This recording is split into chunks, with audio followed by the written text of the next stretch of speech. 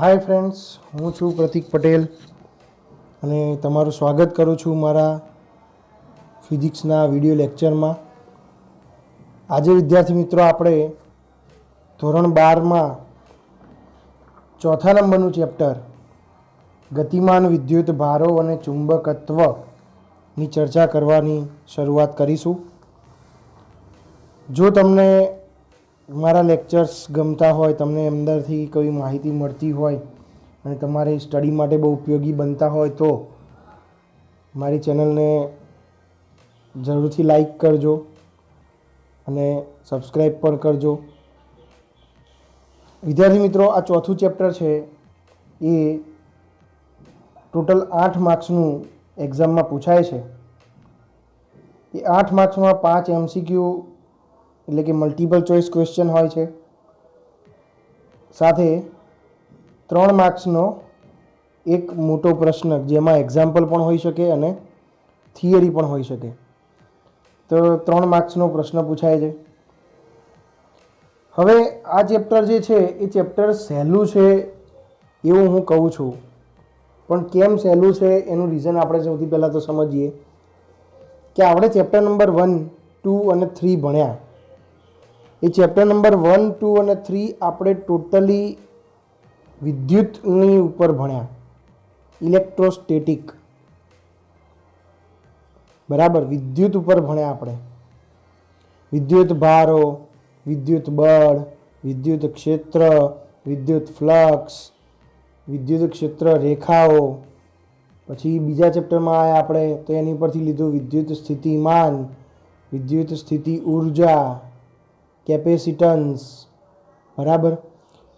ત્રીજા ચેપ્ટરમાં ગયા આપણે તો એ વિદ્યુત ભારને આપણે ગતિમાં લાવ્યા। વિદ્યુત ભાર ગતિ કરે છે તો વિદ્યુત ભાર ગતિ કરે છે તો ઉત્પન્ન થાય છે વિદ્યુત પ્રવાહ, અને વિદ્યુત પ્રવાહના લીધે આપણે જુદી જુદી ઘટનાઓ જોઈ કે ઓમનો નિયમ, એની પણ કેટલીક મર્યાદાઓ, વિદ્યુત પ્રવાહ પસાર થાય છે, બે છેડા વચ્ચે વિદ્યુત સ્થિતિમાનનો તફાવત ઉત્પન્ન થાય છે,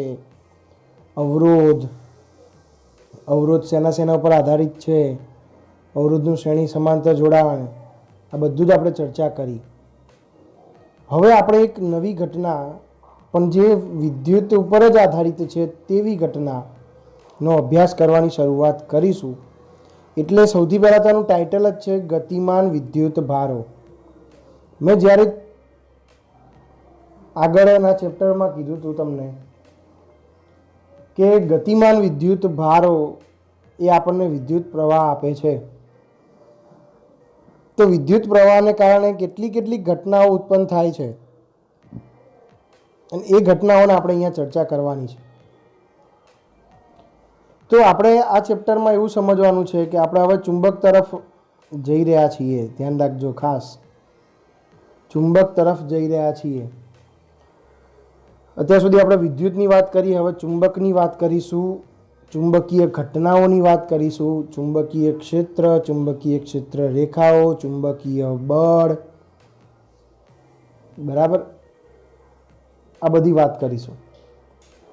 એટલે સૌ પ્રથમ જો આ ચુંબકત્વ અથવા તો ચુંબકીય ઘટનાનો જો પાયો હોય તો એ પાયો છે ઓર્સ્ટેડનો પ્રયોગ। શું છે? ઓર્સ્ટેડનો પ્રયોગ। ઓર્સ્ટેડ નામના વૈજ્ઞાનિકે કેટલાક પ્રયોગ દ્વારા એવું સાબિત કરવાનો પ્રયત્ન કર્યો કે ગતિમાન વિદ્યુત ભારો જ ગતિ કરતા હોય ત્યારે વિદ્યુત પ્રવાહ ઉત્પન્ન કરે છે અને એ વિદ્યુત પ્રવાહના લીધે જ તમને ચુંબકત્વ મળે છે। અને આપણે હવે ચોથું અને પાંચમું ચેપ્ટર આ ચુંબક ઉપર જ ભણવાનું છે। અને ચોથા અને પાંચમા ચેપ્ટરમાં આગળના 3 ચેપ્ટરના સૂત્રોનો ઉપયોગ કરીશું જે વિદ્યુત સ્વરૂપે હતા, હવે આપણે એને ચુંબક સ્વરૂપે લેવાના છીએ। બહુ નવું કંઈ છે નહીં, પેલામાં વિદ્યુત સ્વરૂપે લીધું છે ને આમાં હવે આપણે ચુંબક સ્વરૂપે લેવાના છીએ। હવે જો ધ્યાન આપીએ, સૌપ્રથમ ઓર્સ્ટેડના પ્રયોગની ચર્ચાથી શરૂઆત કરીએ કે ઓર્સ્ટેડના 2 પ્રયોગ ખૂબ જ જાણીતા છે અને એના સંશોધન દ્વારા જે પરિણામ મળ્યું છે એ પરિણામ ઉપરથી આપણે આ ચેપ્ટરની ભૂમિકા બાંધવાની છે। તો સૌથી પહેલાં તો આપણે ઓર્સ્ટેડનો પ્રયોગ અને તેના સંશોધન વિશે ચર્ચા કરીએ કે પ્રથમ પ્રયોગ શું હતો ઓર્સ્ટેડનો પ્રથમ પ્રયોગ શું હતો તો કે પહેલી આકૃતિ જે છે આકૃતિ નંબર એ તમને પ્રથમ પ્રયોગ સૂચવે છે ને આકૃતિ નંબર બી એ તમને પ્રથમ પ્રયોગનો બીજો ભાગ સૂચવે છે. બરાબર. તો અહીંયા તમે જોશો તો અહીંયા બેટરી આપેલી છે. બેટરીના આપણે કોઈ વાયર વડે વાહક તાર વડે એક અહીંયા સળીઓ આપણે લીધેલો છે, વાહક સળીઓ એની સાથે જોડેલી છે ને અહીંયા વચ્ચે એક સ્વિચ મૂકેલી છે, કળ મૂકેલી છે. બરાબર. તો કોઈ વાહક તારનું આપણે વિદ્યુત કોષ સાથે જોડાણ કરેલું છે. હવે આ વાહક તારના વિદ્યુત કોષ સાથે આપણે અહીંયા એક ચુંબકીય સોય, બીજા શબ્દમાં કેવું હોય તો હોકાયંત્ર પણ કહી શકાય, કારણ કે હોકાયંત્રમાં ચુંબકીય સોય વપરાય છે. એક ચુંબકીય સોય અહીંયા મૂકેલી છે. ધારો કે ચુંબકીય સોય આ રીતે મૂકેલી છે. બરાબર. હોકાયંત્ર મૂકો કાં તો ચુંબકીય સોય મૂકો. ધારો કે આ રીતે મૂકેલી છે. બરાબર. તો વાહક તાર પાસે આપણે જે ચુંબકીય સોય મૂકેલી છે એ વાહક તાર પાસે મૂકેલી ચુંબકીય સોય ઉત્તર દક્ષિણ દિશામાં સ્થિર થઈ જશે. આ ચુંબકીય સોય અત્યારે જ્યારે આવી પરિસ્થિતિમાં મૂકેલી હશે ત્યારે તે ઉત્તર દક્ષિણ દિશામાં સ્થિર થશે. બરાબર. આકૃતિ એ તમને દર્શાવે છે કે જ્યારે વાહક તારમાંથી વિદ્યુત પ્રવાહ પસાર થતો નથી તેવા સમયમાં ચુંબકીય સોયની સ્થિતિ આ રીતની છે. હવે જ્યારે આપણે સ્વિચ બંધ કરીએ છીએ એટલે કળ બંધ કરીએ છીએ ત્યારે આ રીતના કળ બંધ કરીએ છીએ ત્યારે શું થાય છે તો કે હવે પરિપથ પૂર્ણ થયો. પરિપથ પૂર્ણ થયો એટલે બેટરીના આ ધન ધ્રુવ છે અને આ ઋણ ધ્રુવ છે. બેટરીના ધન ધ્રુવથી વિદ્યુત પ્રવાહ પસાર થવાની શરૂઆત થઈ. એ વિદ્યુત પ્રવાહ આઈ છે વાહક તારમાંથી પસાર થયો અને અહીંયાથી આપણી પાસે પહોંચ્યો. તો એ સમય દરમિયાન જો આપણે જોવા જઈશું તો હોકાયંત્ર અથવા તો ચુંબકીય સોયની પહેલાં સ્થિતિ આવી હતી, પરંતુ જ્યારે વિદ્યુત પ્રવાહ પસાર કરવામાં આવે છે ત્યારે એટલે કે સ્વિચ ચાલુ કરતાં વિદ્યુત પ્રવાહ પસાર થાય છે ત્યારે તેમાં શું ફેરફાર થાય છે એ આપણને અહીંયા જોવા મળે છે કે એ સોય છે એ સોય આ રીતે કોણાવર્તન પામે છે.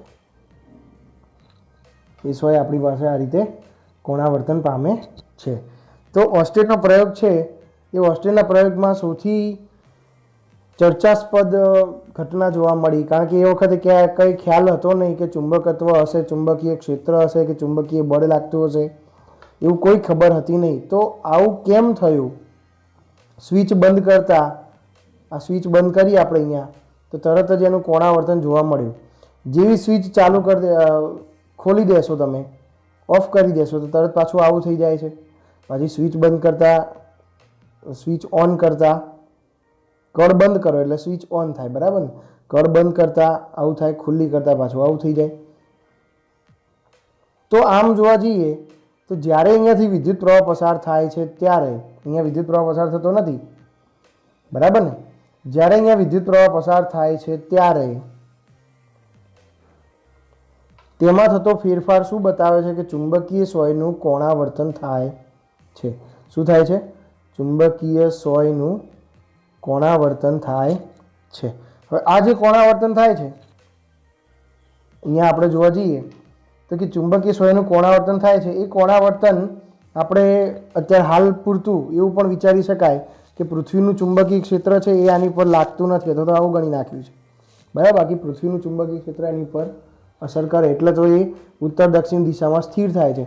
પરંતુ અહીંયા હાલ વિદ્યુત પ્રવાહ પસાર કરીએ છીએ આપણે, જે વિદ્યુત પ્રવાહ પસાર કરતાં તેની આસપાસ કંઈક એવું ક્ષેત્ર ઉત્પન્ન થાય છે જે ક્ષેત્ર ચુંબકીય સોયને આકર્ષે છે અને એ આકર્ષણ બળના કારણે ચુંબકીય સોય કોણાવર્તન પામે છે.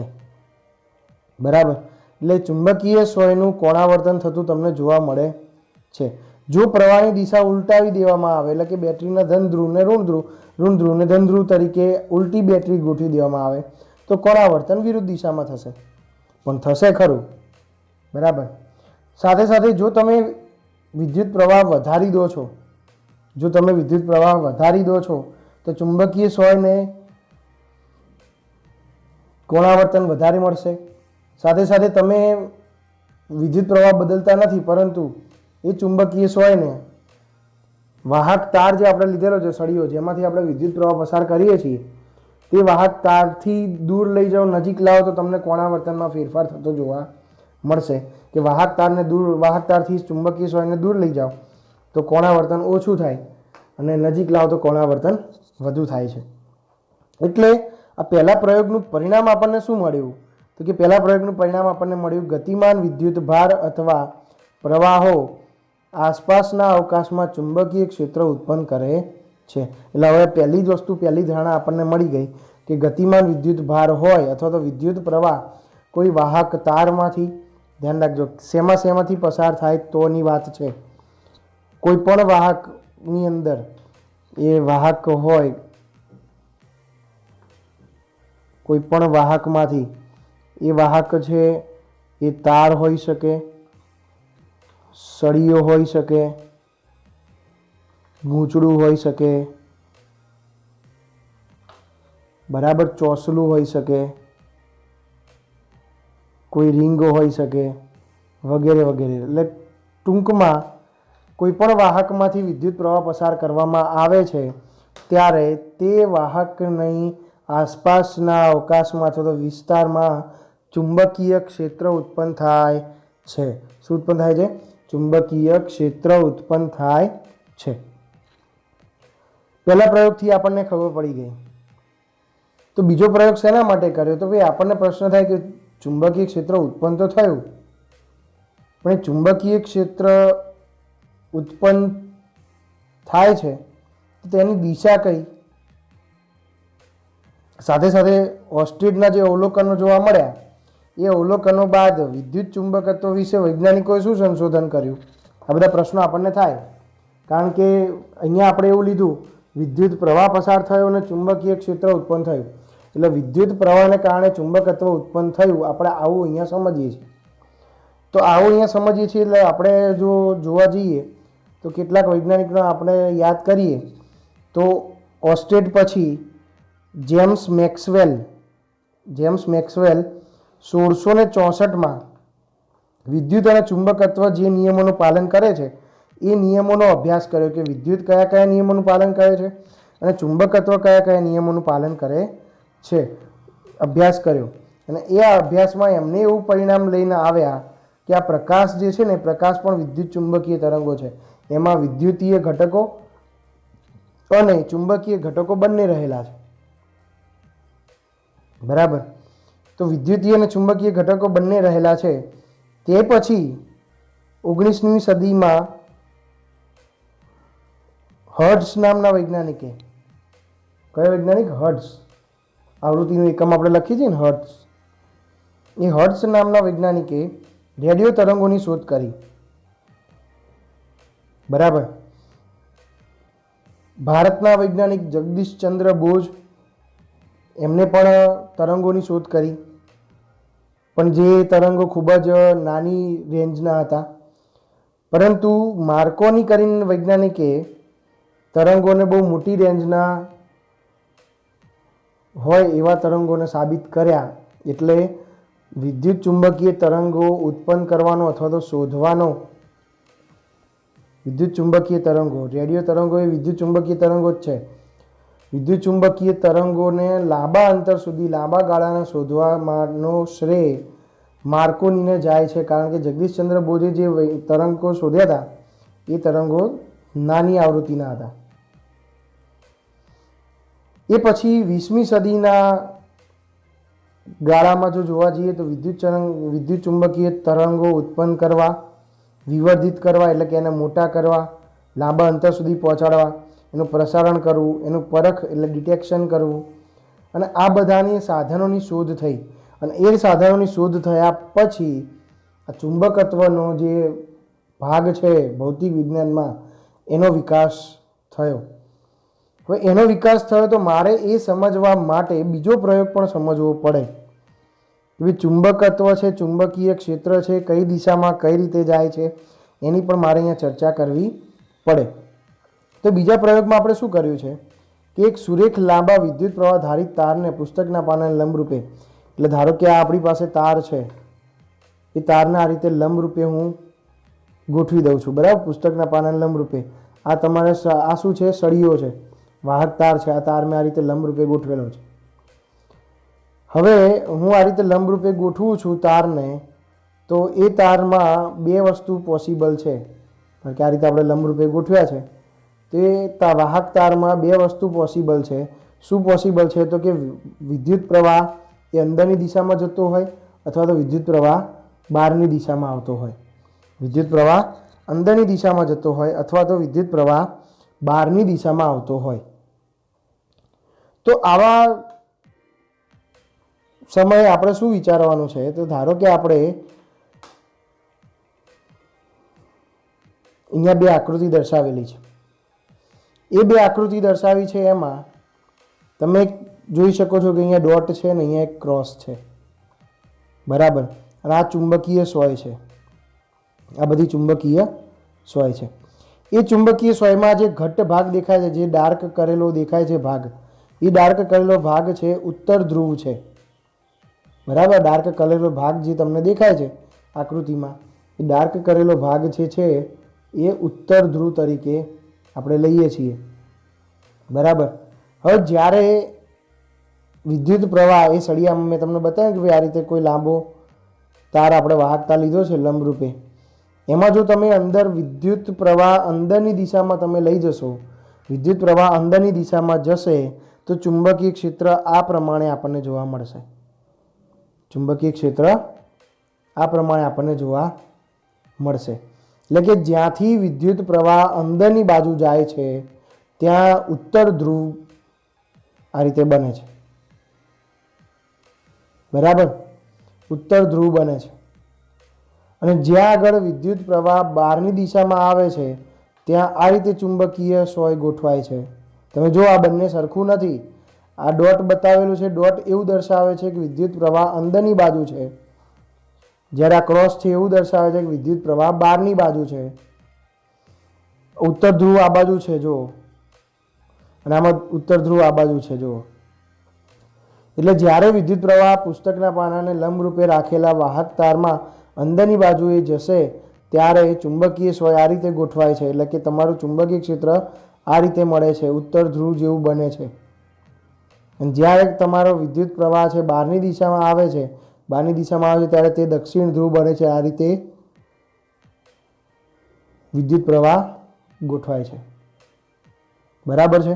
એટલે કે જો અહીંયા તમે જોવા જાઓ તો જે આપણે વિદ્યુત પ્રવાહ ધારિત તાર મૂક્યું છે એ તારના લીધે ઉદ્ભવતું ચુંબકીય ક્ષેત્ર જે છે, તારના લીધે ઉદ્ભવતું ચુંબકીય ક્ષેત્ર જે છે એ ચુંબકીય ક્ષેત્ર અહીંયા આપણને બંને આકૃતિમાં દર્શાવેલું છે, બરાબર. બંને આકૃતિમાં જે દર્શાવ્યું છે એ કોણાવર્તન આપણને આપે છે, અને એ કોણાવર્તન આપણને આપે છે તો આપણે એની ઉપરથી બીજી શું વિગત લઈ શકાય? એની ઉપરથી આપણે બીજી વિગત કંઈક લઈ શકાય. શું લઈ શકાય? કે આકૃતિ એમાં આપણે જે જોયું એ આકૃતિ એમાં આપણને ચુંબકીય સોયનું કોણાવર્તન વિદ્યુત પ્રવાહના પાનાના પુષ્પમાંથી બહાર આવતો હોય ત્યારની સ્થિતિ દર્શાવે છે. એટલે જ્યારે પણ તમારી સંજ્ઞા ડોટ હશે, ફરી યાદ રાખજો, કન્ફ્યુઝન ના થાય, ફરીથી તમે ક્લિયર કરી દેજો મગજમાં. જ્યારે પણ સંજ્ઞા ડોટ હશે એનો મતલબ વિદ્યુત પ્રવાહ પુસ્તકના પાનાને લંબ રૂપે બહાર આવતી દિશામાં, અને જ્યારે પણ ક્રોસ હશે ત્યારે વિદ્યુત પ્રવાહ અંદર જતી દિશા દર્શાવે છે. ડોટ હોય તો ચુંબકીય સોયનું કોણાવર્તન થાય, અને એ વખતે વિદ્યુત પ્રવાહ પુસ્તકના પાનાની લંબ રૂપે બહાર આવતી દિશામાં. ક્રોસ હોય તો ચુંબકીય સોયનું કોણાવર્તન દર્શાવે, વિદ્યુત પ્રવાહ પુસ્તકના પાનાને લંબ રૂપે અંદર જતી દિશામાં હોય છે, બરાબર. તો આ પ્રયોગનું પરિણામ શું? તો આ પ્રયોગનું પરિણામ આપણને શું મળે છે? તો કે આ પ્રયોગ પરથી એવું જાણી શકાય છે કે જ્યારે તારમાંથી વિદ્યુત પ્રવાહ પસાર થાય છે ત્યારે તેની આસપાસ ચુંબકીય ક્ષેત્ર ઉત્પન્ન થાય છે. હવે આમાં તમે કહો સાહેબ આમાં નવું શું? આગળ તો આપણે પહેલા પ્રયોગમાં એ જ કીધું. પહેલા પ્રયોગમાં પણ આપણે એ કીધું, એ કોણાવર્તનની રીતથી આપણે જોયું. અને એની આસપાસના અવકાશમાં ચુંબકીય ક્ષેત્ર ઉત્પન્ન થાય છે. અહીંયા પણ આપણે એ જ વસ્તુ સાબિત કરી, પરંતુ આપણે અહીંયા બે રીતે સાબિત કરી, એની દિશા પણ નક્કી કરી કે જો વિદ્યુત પ્રવાહ બહારની દિશામાં હશે તો ચુંબકીય સોય આપણને કઈ રીતે કોણાવર્તન આપશે, અને અંદરની દિશામાં હશે તો ચુંબકીય સોય કઈ રીતે આપણને કોણાવર્તન આપશે. એ બે વસ્તુ આપણે અહીંયા ડ્રો કરીએ કે જ્યારે વિદ્યુત પ્રવાહ છે બહાર આવતી દિશામાં હોય, એટલે કે ડોટ સ્વરૂપે લખેલું છે મેં, વિદ્યુત પ્રવાહ બહાર આવતી દિશામાં હોય તે સમયે આપણું ચુંબકીય ક્ષેત્ર જો આ રીતનું મળતું હોય, આ રીતે આ દિશામાં, બરાબર, આ રીતે આ દિશામાં મળતું હોય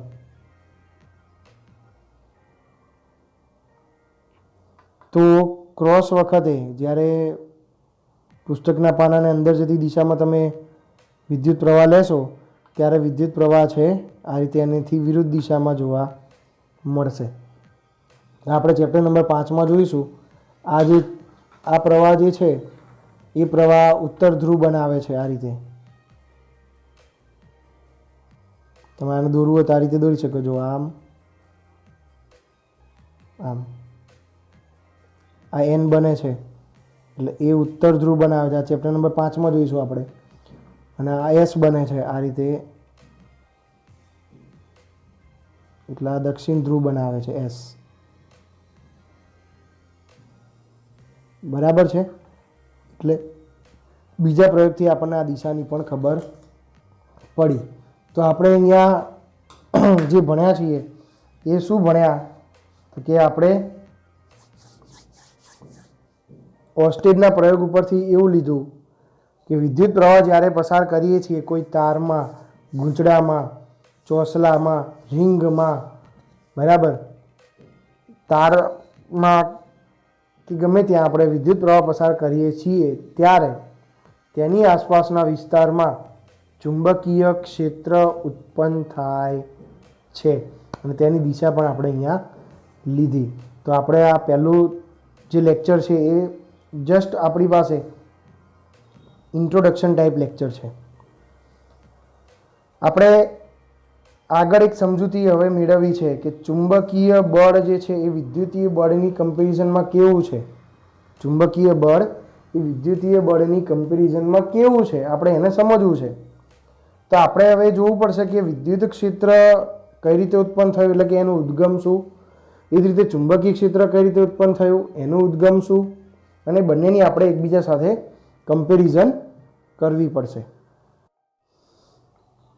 તો આપણે હવે આગળ થોડી ધપાવીએ. આગળ ચર્ચામાં આપણે મેં તમને કીધું એ પ્રમાણે વિદ્યુત ક્ષેત્ર, એનું ઉદ્ગમ, ચુંબકીય ક્ષેત્ર અને એના ઉદ્ગમની આપણે ચર્ચા કરવી છે.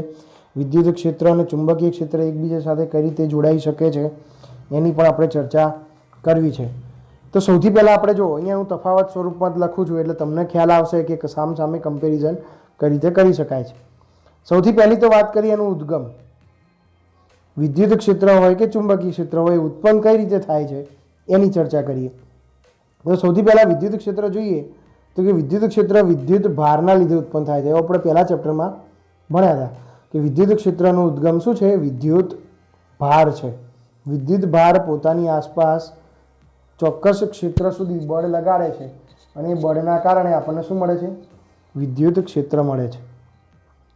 તો સામે ચુંબકીય ક્ષેત્ર કોના કારણે ઉત્પન્ન થાય છે, તો આપણે આ જ ચેપ્ટરમાં શરૂઆતમાં લીધું કે ગતિમાન વિદ્યુત ભારો છે એ વિદ્યુત ક્ષેત્ર તો ઉત્પન્ન કરશે જ, પણ સાથે સાથે ચુંબકીય ક્ષેત્ર પણ ઉત્પન્ન કરે છે. ગતિમાન વિદ્યુત ભારો છે એ વિદ્યુત ક્ષેત્ર ઉત્પન્ન કરે છે, સાથે સાથે ચુંબકીય ક્ષેત્ર પણ ઉત્પન્ન કરે છે. હવે વિદ્યુત ક્ષેત્રની વાત કરીએ તો વિદ્યુત ક્ષેત્રનું સૂત્ર આપણી પાસે શું હતું, તો વિદ્યુત ક્ષેત્રનું સૂત્ર હતું આપણી પાસે E સદિશ બરાબર KQ upon R square. E સદિશ બરાબર KQ upon R square into R caret. R caret છે એનો આરની દિશાનો એકમ સદિશ છે. કેની જગ્યાએ 1/4πε0 મૂકી દો તો Q upon 4πε0 R caret upon R square, આવું આપણને સૂત્ર મળે.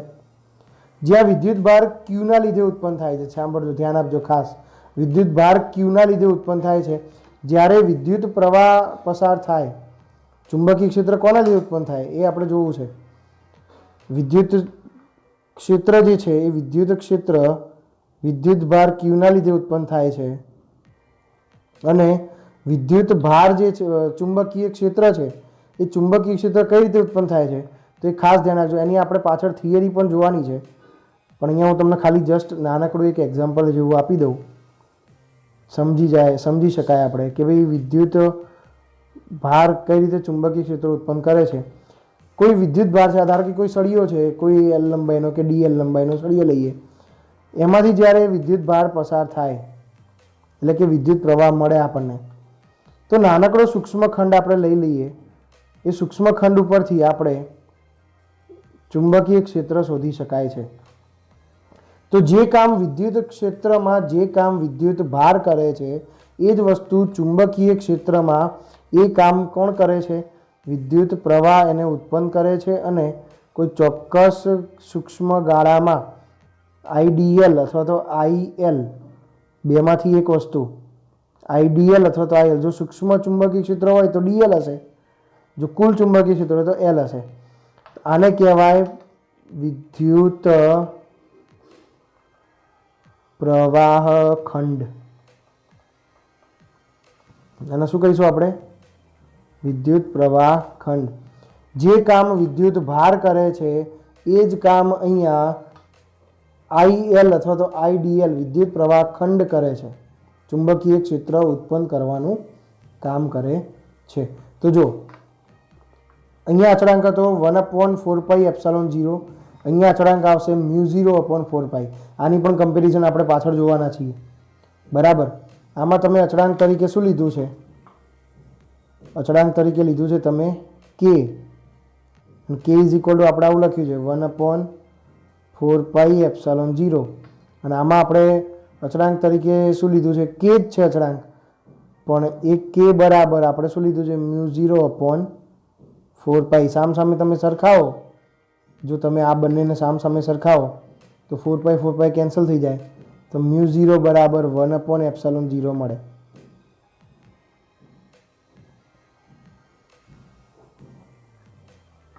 ખ્યાલ આવી ગયો? આમાં અચળાંક તરીકે 1/4πε0 છે અને આમાં અચળાંક તરીકે μ0/4π છે. તો આ અચળાંક છે.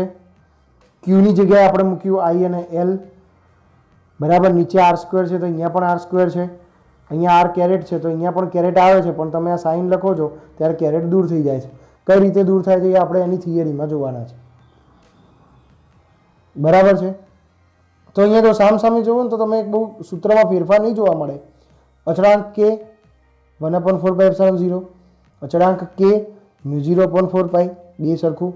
અહીંયા વિદ્યુત ભાર વડે ઉત્પન્ન થાય છે તો વિદ્યુત ભાર, અહીંયા સૂક્ષ્મ ખંડ વિદ્યુત પ્રવાહ ખંડના લીધે તો આઈએલ, નીચે r² તો અહીંયા પણ r², અહીંયા r કેરેટ તો અહીંયા પણ r કેરેટ આવે છે, પણ સાઇન થીટા મૂક્યું છે એટલે r કેરેટ ઉડી જાય છે, બરાબર. તો આ સામે કમ્પેરિઝન થઈ. બીજું જોઈએ તો આપણે એના દ્વારા ઉત્પન્ન થતું બળ લઈ વિચારીએ કે વિદ્યુત બળ. તો આપણે વિદ્યુત બળ શું લેતા હતા? F બરાબર Q ઇન્ટુ E. વિદ્યુત બળ શું લેતા હતા આપણે? F બરાબર Q ઇન્ટુ E. જે કામ અહીંયા વિદ્યુત ભાર કરે છે એ કામ અહીંયા આઈએલ કરે છે, તો ક્યુની જગ્યાએ મૂકી દો આઈએલ, ક્યુની જગ્યાએ મૂકી દો આઈએલ, બરાબર. અહીંયા ડોટ પ્રોડક્ટ હોય તો અહીંયા ક્રોસ પ્રોડક્ટ છે. અને આપણે વિદ્યુત ક્ષેત્ર જે છે એને આપણે ઈ વડે દર્શાવીએ છીએ, ઇલેક્ટ્રિક ફિલ્ડ. જ્યારે અહીંયા ચુંબકીય ક્ષેત્રને બી વડે દર્શાવવામાં આવે છે. શેના વડે? બી વડે દર્શાવવામાં આવે છે. સદિશ હોય તો સદિશ કરવાનું, બરાબર. ઈની કિંમત અહીંયા મૂકીએ કે Q/r². એ જ રીતે તમે આની પણ કિંમત મૂકી શકો અને આની પણ અલગ અલગ તમે વેલ્યુ લાવી શકો. અહીંયા Q ઇન્ટુ E, અહીંયા આઈએલ ક્રોસ બી. બી એટલે વિદ્યુત ચુંબકીય ક્ષેત્ર, ઈ એટલે વિદ્યુત ક્ષેત્ર, ક્યુની જગ્યાએ આઈએલ, અહીંયા ક્યુ વિદ્યુત ભાર, અહીંયા વિદ્યુત પ્રવાહ ખંડ. સામે તમે સૂત્રને સરખાવો તો પણ કેવું થાય? આવી રીતે બને, બરાબર. ઓકે. સૂક્ષ્મ ખંડ જો લઈએ તો ડીએલ, આઈની વેલ્યુ તમે લો આગળના ચેપ્ટર નંબર 3માંથી બરાબર વિદ્યુત પ્રવાહ ઘનતાવાળા સૂત્રોમાંથી આપણે લઈએ તો NAV બરાબર, અહીંયા ક્રોસ બી આ પાછળ આવશે, એ કઈ રીતે આવે છે આપણે આગળ સમજવાના છીએ. તો અહીંયા ચોક્કસ રીતે આપણે એવું કહી શકાય, ખાસ ધ્યાન આપજો, અમુક વિગત હવે હું બોલું છું એ વિગતને તમારે ખાસ ધ્યાનમાં રાખવાની છે કે વિદ્યુત ક્ષેત્ર એ ઉર્જા અને વેગમાનનું વહન કરી શકે છે અને તાત્કાલિક ઉત્પન્ન થતું નથી. એ વહન માટે ચોક્કસ સમય લેશે. એટલે કે તે અવકાશ જે આપણે લઈએ કે દરેક સ્થાન ઉપર આધારિત છે પણ સમય સાથે બદલાઈ શકે છે, એટલે કે સમયનું વિધેય છે. વિદ્યુત ક્ષેત્ર સમય સાથે બદલાઈ શકે છે. પણ હવે તમે જો સમય સાથે બદલાતું હોય તમે એવું લેશો તો કેટલીક ઘટનાઓ બદલાઈ જાય છે. એટલે આ ચેપ્ટર પૂરતું, ચેપ્ટર નંબર 4 ગતિમાન અને વિદ્યુત ભારો, ગતિમાન વિદ્યુત ભારો અને ચુંબકત્વ, આ ચેપ્ટર પૂરતું આપણે વિદ્યુત ક્ષેત્ર સમય સાથે બદલાતું નથી તેવું લઈને ચાલીશું. એટલે કે કેટલીક ચુંબકીય ઘટનાઓનો આપણે અભ્યાસ વ્યવસ્થિત કરી શકાય. બરાબર. હવે એક કરતાં વધારે વિદ્યુત ભારો ભેગા થાય તો એનું વિદ્યુત ક્ષેત્ર આપણે શું કરીએ, ડાયરેક્ટ સદિશ સંપાતપણાનો સિદ્ધાંત સીધો સરવાળો કરી દઈએ. બરાબર. એના માટે આપણે પરીક્ષણ વિદ્યુત ભાર લઈએ છીએ વિદ્યુત ક્ષેત્ર જાણવા માટે. બરાબર છે. એટલે કે જો અહીંયા આપણે ધ્યાનમાં રાખવું હોય તો શું રાખી શકાય, તો કે વિદ્યુત ક્ષેત્ર શોધવા આપણે પરીક્ષણ વિદ્યુત ભારનો ઉપયોગ કરીએ છીએ.